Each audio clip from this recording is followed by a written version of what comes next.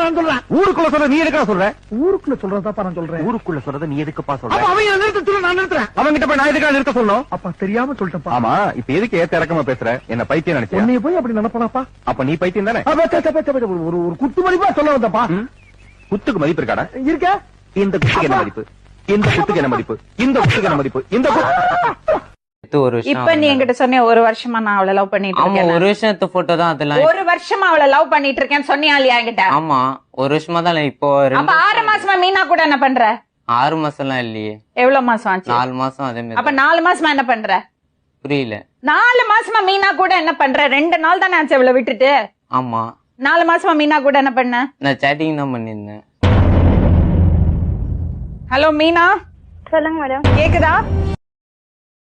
Hello madam. Hello, சொல்லுங்க sir. எப்படி இருக்கீங்க? நல்லா இருக்கேன். நீங்க என்ன மாதிரியான மருந்தெல்லாம் குடுக்குறீங்க சார்? நம்ம வந்து புறா ரத்தமும் வெறிநாய் முத்தத்தையும் சேர்த்து ஒரு மருந்து கொடுக்குறோம். அத வந்து வெறும் வயிற்றுல சாப்பிட்டீங்கன்னா வெள்ள முடி போயிடும். Okay sir. எனக்கு ஒரு சின்ன மருந்து மட்டும் வேணும் சார். என்ன மருந்து? என் வீட்டுக்காரர் என்ன சுத்தி சுத்தி வரணும். சுத்தி சுத்தி வரணும்டா. நீ மாதிரி உட்காந்துருக்கணும் நடுவுல. அவர் சுத்தி வந்து சூட கொளுத்தி கும்பிட்டு போயிடுவாரு.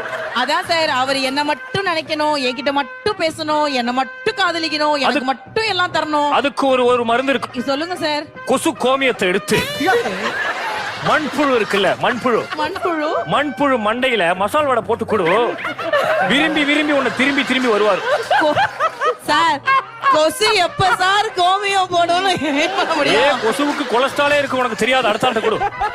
வேற யாருக்கு என்னென்ன நோய் இருக்கும்?